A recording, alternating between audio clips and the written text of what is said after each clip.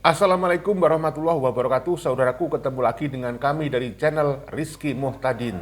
Saudaraku, ini adalah channel baru kami. Mohon dibantu untuk berkembangnya channel ini dengan cara menekan subscribe, like, dan tanda lonceng pada channel ini. Terima kasih atas dukungan Anda. Saudaraku, ada berita viral kejadiannya di Sleman ini ya. Ada seseorang yang menjadi korban jambret justru ditersangkakan. Nah, ini menarik. Langsung saja kita simak beritanya berikut ini. Dua orang ini adalah orang yang paling bertanggung jawab atas penetapan tersangka kepada korban jambret di Sleman. Ya, korban jambret mereka jadikan tersangka. Macam mana udah negeri ini? Kalian bayangkan nih dua orang ini. Ini bunganya 3 dua-dua. Ini Kejari Sleman, ini Kapolres Sleman. Yang tentu pendidikan hukumnya ini udah sangat luas, tapi begitu hadir di sidang Komisi 3, dua-duanya gak bisa ngomong. Yang satu sampai lupa KUHP, yang satu ngomongnya belibetan. Itu adalah tanda-tanda dalam kasus ini ada permainan, dan itu disampaikan oleh salah seorang anggota DPR RI saat rapat terbuka di Komisi 3 DPR RI. Kalian bayangkan lagi kasus ini gak viral. Korban itu udah dijadikan tersangka sama dua orang ini. Koordinasi yang buruk dan ada permainan, diduga ada permainan. Itu yang nyebut anggota DPR RI. Beliau pun mantan jenderal, jadi beliau paham betul kejadian ini. Kalian bayangkan negara kita ya, dipimpin oleh oknum-oknum ya, bukan cilet-cilet ini bintangnya 3, kombes ini Kejari ini.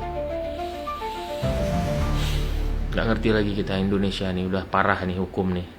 Astagfirullahaladzim. Kalian baca nih, Kapolresta Sleman tegaskan kejar jambret tetap salah. Kalian bayangkan kalau kasus ini nggak viral, bagaimana orang ini ya melakukan tindakan hukum di daerah yang dia pimpin nih, bagaimana? Ini pangkatnya 3 bunga loh, kombes ini ya. Tapi dia nggak apal KUHP di depan DPR RI. Bahkan mantan Kapolda mengatakan kepada orang ini di depan umum, kalau saya masih Kapolda kamu, sudah saya berhentikan kamu. Ya, kalian bayangkan ini kalau nggak viral, bagaimana korban jambret yang telah dijadikan tersangka sama dia. Di mana masyarakat mencari keadilan oleh oknum-oknum polisi seperti ini. Padahal sudah jelas di KUHP pasal 34 ini bunyinya, setiap orang yang terpaksa melakukan perbuatan yang dilarang tidak dipidana jika perbuatan tersebut dilakukan karena pembelaan terhadap serangan atau ancaman serangan seketika yang melawan hukum terhadap diri sendiri atau orang lain. Berarti intinya kalau kita ya mempertahankan diri kita dari perbuatan kejahatan dan pelaku itu meninggal, kita nggak boleh tersangka. Ini udah jelas, tapi dia berani mentersangkakan korban jambret. Sudah parah hukum di negara kita. Apakah oknum ini terhenti sampai di sini? Kalau dia masih dikasih jabatan lagi, udahlah, hancur udah negara. Sudah jadi korban, jadikan tersangka, diperas lagi. Astagfirullahaladzim. Penegakan hukum yang dilakukan Polres Sleman, Kejari Sleman itu bermasalah. Ini publik marah, Pak. Kami juga marah. Kita ini mitra, Pak. Bagus mitra, bagus kami. Mitra jelek, kami ikut jelek.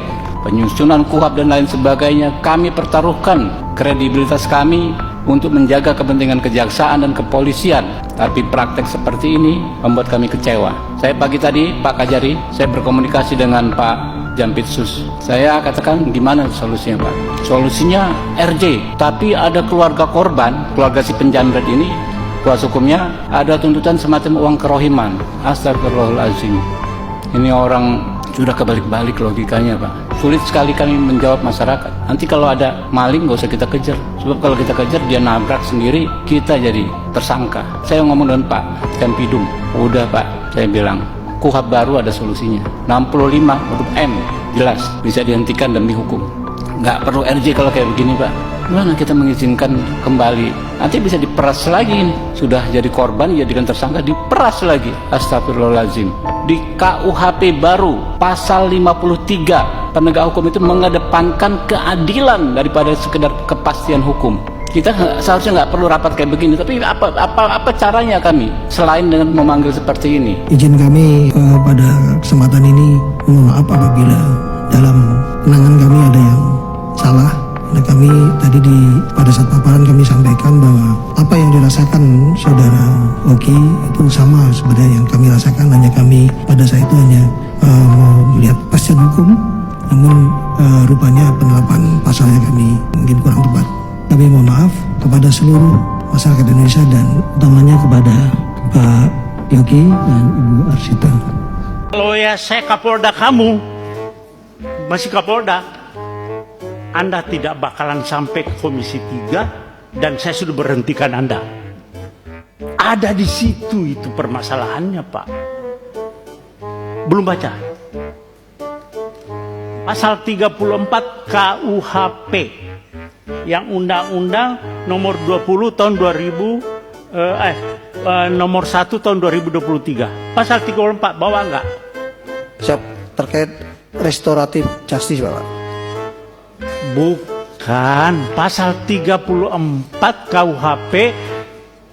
Anda itu datang ke sini tentang masalah pasal-pasal, tapi Anda tidak bawa KUHP. Kalau enggak saya pinjamkan, saya bawa. Bawa, Pak. Pasal 34. Saya yang baca.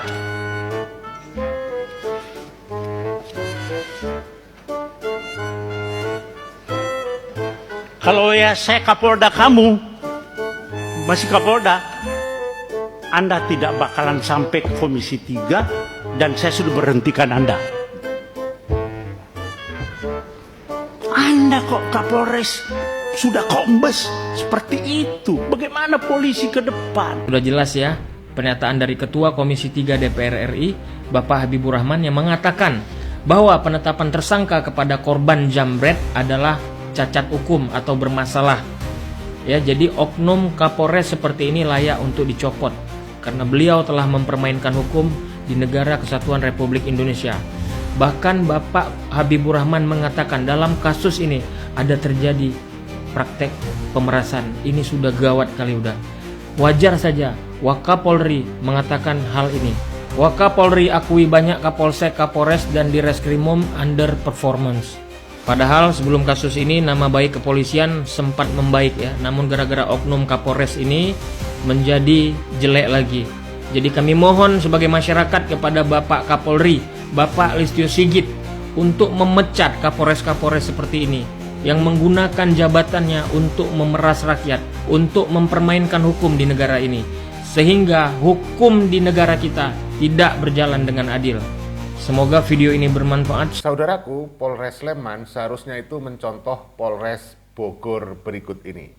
Saya tidak akan memenjarakan masyarakat yang melawan begal, melawan preman, dan melawan aksi-aksi anarkis.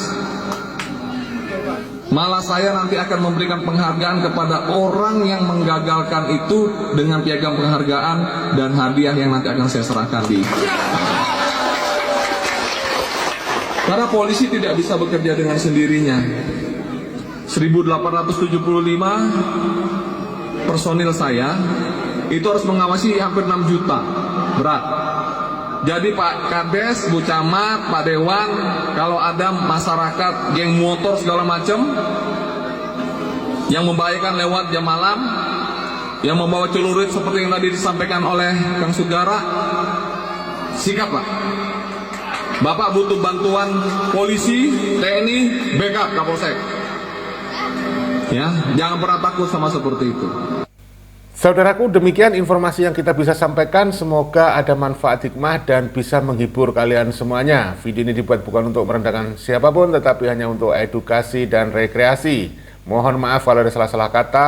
Salam persaudaraan. Wassalamualaikum warahmatullahi wabarakatuh. Merdeka!